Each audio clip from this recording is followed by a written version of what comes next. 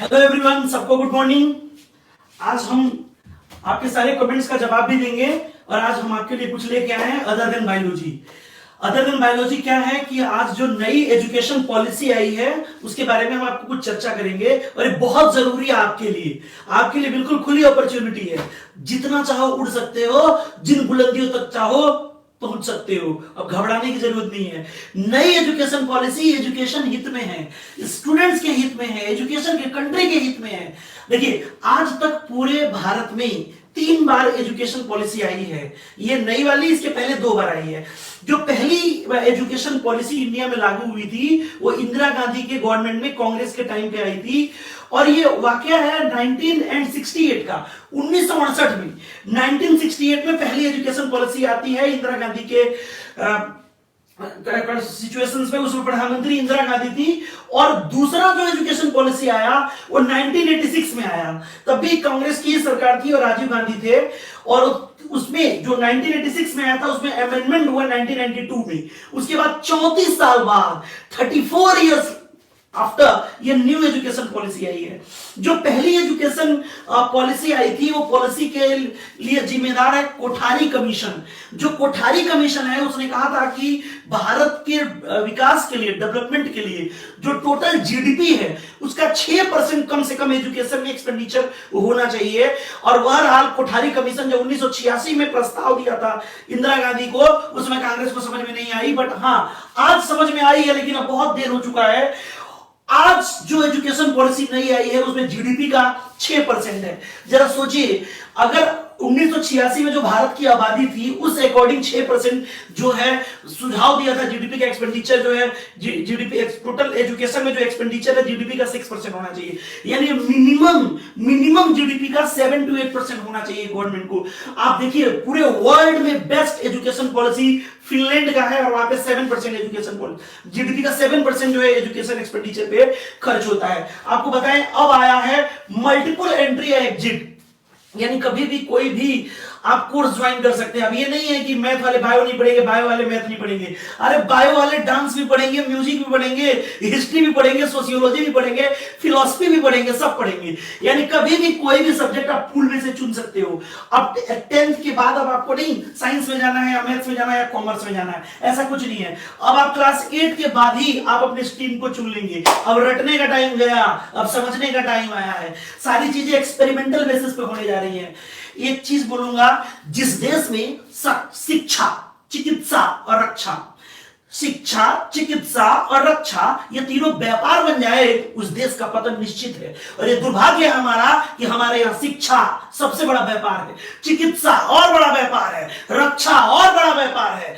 शिक्षा, चिकित्सा और रक्षा तीनों व्यापार बन चुके हैं। लेकिन हाँ, इस सिचुएशंस को देखते हुए जो भी आपका एचआरडी है उसका नाम बदल के शिक्षा एजुकेशन मिनिस्ट्री कर दिया गया है और उसने कड़े फैसले लिए हैं जिससे इस जो निजीकरण, जो व्यापारीकरण है, इसको रोका जा सके। याद रखिएगा, मल्टीपल एंट्री या एग्जिट होने से क्या फायदा है कि आप जैसे मान लो एमबीबीएस फर्स्ट ईयर में गए, अब आपका करने का मन नहीं कर रहा है, आपने छोड़ दिया। आपको जो करने का मन कर रहा है वो करिए। और आपका एक स्टूडेंट क्रेडिट बैंक है, उसमें आपने जो भी वर्क किया है वो आपका डिजिटली रिकॉर्ड होता जाएगा। अगर भविष्य में अगर कंटिन्यू करना चाहते हैं तो फिर आपको फर्स्ट ईयर नहीं करना, सेकंड ईयर करना है, फिर आप आगे बढ़ते जाएंगे। अगर मान लो कोई भी ग्रेजुएशन कोर्स में अगर आपने 1 साल करके छोड़ दिया तो आपको सर्टिफिकेट दिया जाएगा। उसमें पहली साल में आपको सर्टिफिकेट कोर्स बोला जाएगा। अगर 2 साल करके छोड़ दिया आपने तो डिप्लोमा कोर्स होगा। अगर 3 या 4 साल पूरे कर लिए तब आपको डिग्री सर्टिफिकेट मिलेगा। समझो, अगर पहले साल में आपने ड्रॉप आउट ले लिया, सेकंड में ड्रॉप आउट ले लिया या कभी भी ड्रॉप आउट ले लिया तो आपके पास ये अपॉर्चुनिटी होगा कि आप जब चाहे अपनी स्वेच्छा से उस कोर्स को कंटिन्यू कर सकते हैं, अगर आपकी इच्छा है तो। अगर नहीं तो आप किसी और कोर्स में जाना चाहते हैं तो आपका पूरा एकेडमिक रिकॉर्ड रखा जाएगा, जिसको एकेडमिक क्रेडिट बैंक कहा जाता है। एकेडमिक क्रेडिट बैंक, ये हमने अमेरिका से कॉपी किया है। एकेडमिक क्रेडिट बैंक में आपका पूरा एकेडमिक्स डिजिटली होगा, किसी के सर्टिफिकेट पे कोई और नौकरी नहीं करेगा। तुम्हारा जो भी अचीवमेंट है वो तुम्हारा एकेडमिक सर्टिफिकेट क्रेडिट बैंक में स्टोर होगा।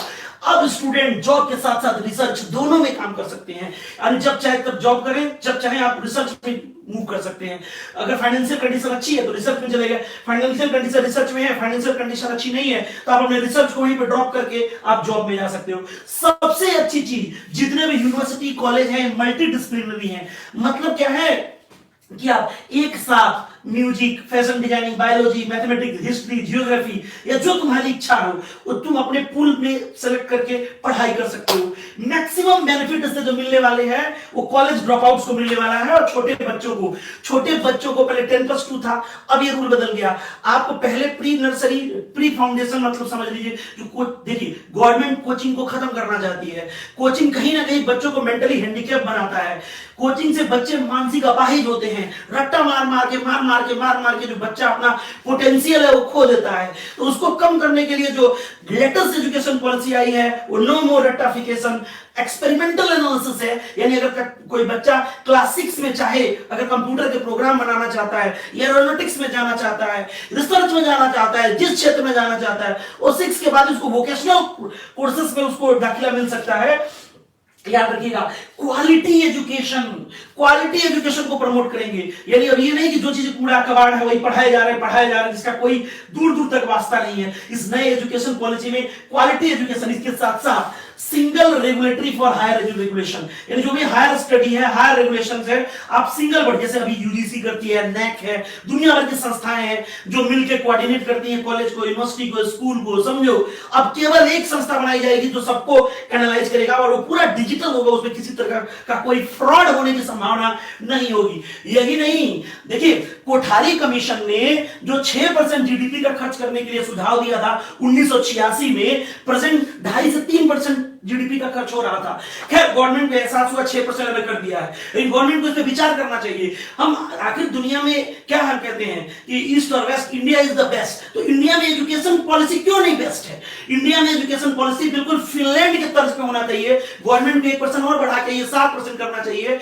और देखिए एक निकाला गया नेशनल रिसर्च फाउंडेशन, जिसमें साइंस के साथ साथ सोशल साइंस एक साथ दोनों में आप तालमेल करके रिसर्च कर सकते हैं। और international education, internationalisation of education, मतलब ये नहीं कि आप इंडियन यूनिवर्सिटी में पढ़ रहे हैं तो आप यहीं के बारे में सोचेंगे, नहीं, आप फॉरेन यूनिवर्सिटी से कोलैबोरेट होकर जा सकते हैं, फॉरेन वाले इंडिया में आ सकते हैं। एक कॉमन प्लेटफॉर्म दिया जाएगा एंटायर वर्ल्ड में, जो इंडियन स्टूडेंट्स और अब्रॉड के जो डेवलप्ड कंट्री के स्टूडेंट्स हो एक साथ मिलकर एक कॉमन प्लेटफॉर्म पे काम करके मैक्सिमम बेनिफिट ली, और सबसे ज्यादा मैक्सिमम यूज ऑफ टेक्नोलॉजी, चाहे वो एजुकेशन की प्लानिंग हो, या टीचिंग हो, या लर्निंग हो, या असेसमेंट हो, या एडमिनिस्ट्रेशन हो, या मैनेजमेंट हो, या रेगुलेशन हो, या मिनिमम ह्यूमन इंटरफेस, यानी कम से कम ह्यूमन इंटरफेस का सहारा लिया जाएगा, टेक्नोलॉजी का सहारा सबसे ज्यादा मैक्सिमम यूज ऑफ टेक्नोलॉजी लिया जाएगा। वर्चुअल लैब बनाए जाएंगे। आज मेडिकल की तैयारी करता है बच्चा, कंफ्यूज है कि बायो में क्या पढ़े, फिजिक्स में क्या पढ़े, केमिस्ट्री में क्या पढ़े, और दुनिया भर के लोग गाइड करने वाले, ये भी पढ़ लो, वो भी पढ़ लो, ये भी पढ़ लो, कोई कंटेंट नहीं है।